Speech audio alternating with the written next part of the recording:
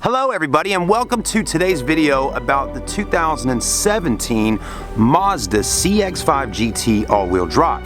We're going to be checking out this vehicle, we're going to drive it, we're going to look at the exterior, take a look at the interior, and also at the same time get some gorgeous shots of this vehicle right here in the Low Country. So stay with us.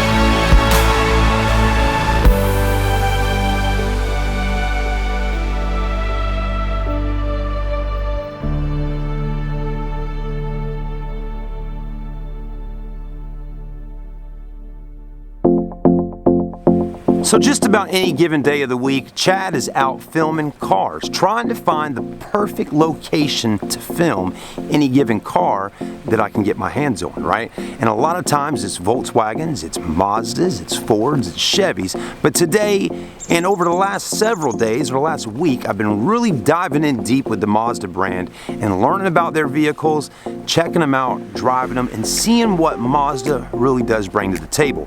If you haven't had the time to check out the 2018 Mazda CX-9 GT video I shot just a few days ago, please do take a look at it. It's a great video, and it was actually filmed at Middleton Plantation, and we got some great shots of it and really had a good time learning about that car and why Mazda has really stepped it up in the automotive industry and said, hey, we're going to take on the competition of all the other brands out there and show people why Mazda really does compete in a mid-size SUV class with the CX-9, but also with the CUV class of the CX-5. That's right, the crossovers are popular right now, as we know.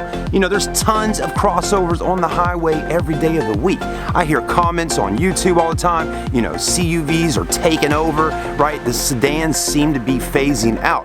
And to be honest with you, while I look out on the streets right now, yes, it's either trucks or CUVs or SUVs. You just don't see as many sedans.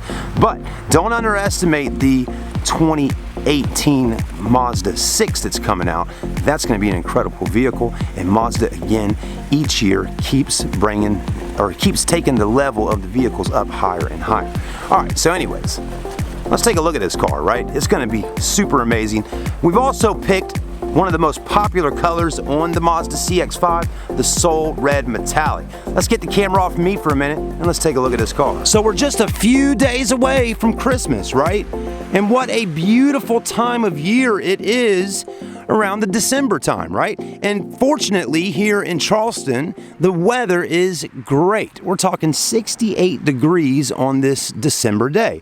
And my goodness, did we pick a good spot to film this car right here today, right? Now the home that's sitting back behind us here sold for $1.8 million. You may say, Chad, how do you know how much that beautiful house back there sold for? Well, you know, before I go filming somewhere, I give the real estate agent a call and say, hey, do you mind if I come out here and film? She said, sure, go for it. And she actually told me about this house, and that's why we're here right now. A little back-end information for some of y'all out there. If you are a car reviewer, it's always good to ask permission before you just pop up anywhere and start filming stuff. So anyways, take a look at the front end on the CX-5. You know, very similar to the CX-9. First off, your headlights on this car are LED. That's right. You know, if you haven't watched the CX5 video before, you might be stunned on what some of the stuff I'm going to show you. But again, all LED headlights. Now, right now, the headlights are not on, so with a click of this, I'll cut them on. All right, the headlights are on. Look at them. Let's go ahead and get a little bit close here and really see what these LED headlights are all about. Now, first off, right all through here, Mazda's got their signature LED daytime running light, which looks incredible. You know, Mazda is really well known right now for their vehicles looking like a piece of artwork going down the road. And you can really see it going on right here with this car. It's just a beautiful vehicle. You also have the LED fog lights right down in the very bottom. Right there. It's a small fog light, but at nighttime it really does brighten up the road. And then you'll also notice on this particular model, the GT, it's got a lot of safety features on it. And you may say, wow, that's a big Mazda logo, right? My hand pretty much covers it up. Now you'll notice here, it's got this kind of plastic overlay over the logo because it's got some sensors and radar type stuff behind there to help you when you're on the road. Also, I'm loving this grille. Doesn't really have the honeycomb look, but kind of looks like little tiny propellers or something, which is really kind of interesting, right? Now, the car does have blind spot monitoring system on it, adaptive cruise control. I mean, it's got a plethora of cool safety technology features on it, which really make this car stand up. Now, let's take a look at these wheels. Man, we're talking right here, 225/55 series tires by Toyo with a 19-inch rim. You know, Mazda is definitely one for making their wheels look good. And take a look at that good-looking 19. Also, nitrogen in the tires. Now, you may say, you know, why do people put nitrogen in the tires? Well, first off, you're not going to deal with those tire pressure monitoring systems that were in these tires that were always, you know, during the winter or the summer. It's, you know, little notifications are going off in the vehicle saying, hey, your tire pressure's low and this and that, right? The nitrogen is going to be in those tires, and it's not going to, I'm trying to look for the words right now to describe it, but basically, you're not going to have too much fluctuation going on with tire pressure in there. So that's good, right? Also, you got the fender flares on there, looking nice, perfect for a situation driving in the country.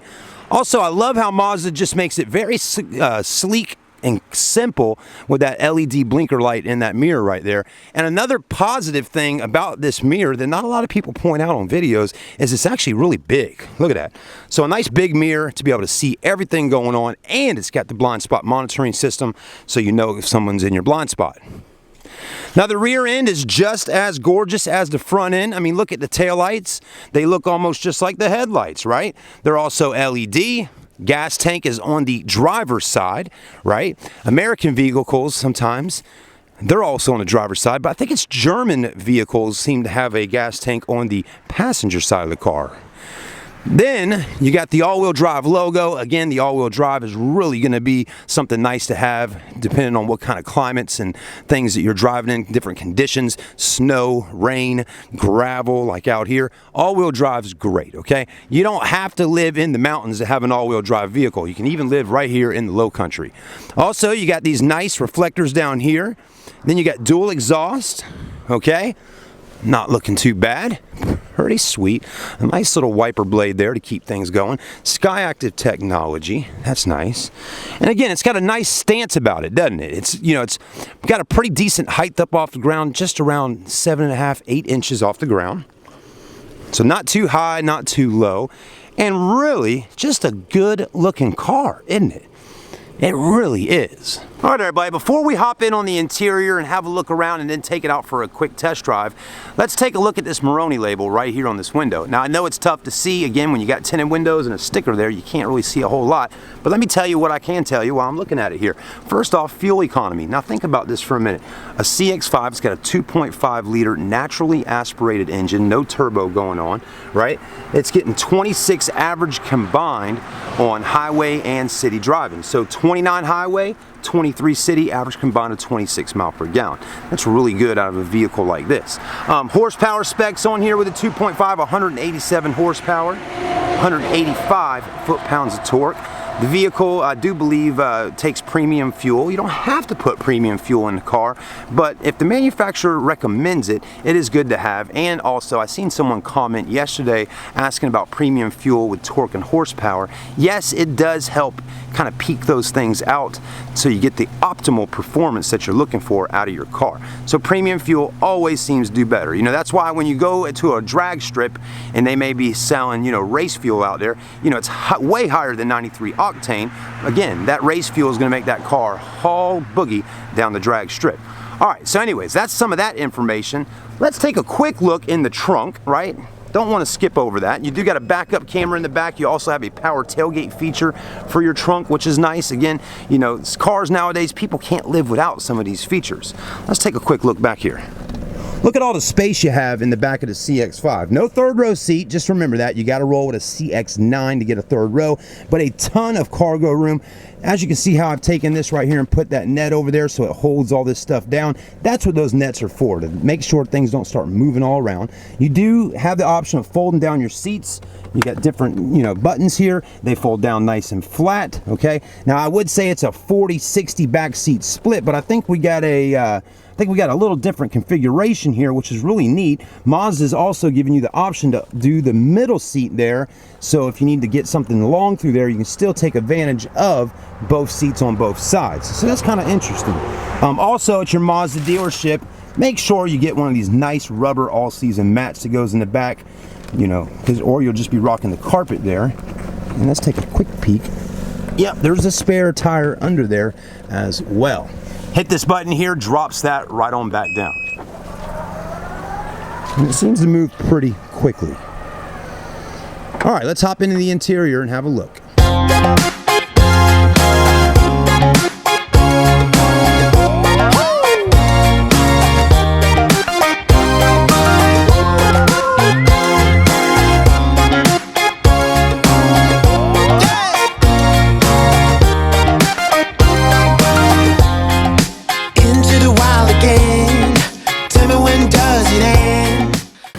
All right, everybody, so we're gonna go ahead and take a quick ride in the Mazda CX5 all-wheel drive. And what we're gonna do, we're gonna pull out right here on this highway, and we're gonna mash the gas pedal down and see how it does. So let's go ahead and do that. And I really want to feel how that 2.5 liter is gonna do. So let's go ahead and check this out. 3, 2, and 1. Oh, it's pretty good. Not bad. I don't want to break the speed limit, but it got up and went pretty quickly there. Now, one thing on the CX5 you're going to really like a whole lot is how quiet the interior is when sitting inside this car. Now, right now, my window's open right there, so you can hear some of the road noise and some of the wind, and I did that so you can hear the engine kind of revving up and all that while driving it. But let's go ahead and close that window and see how quiet it gets.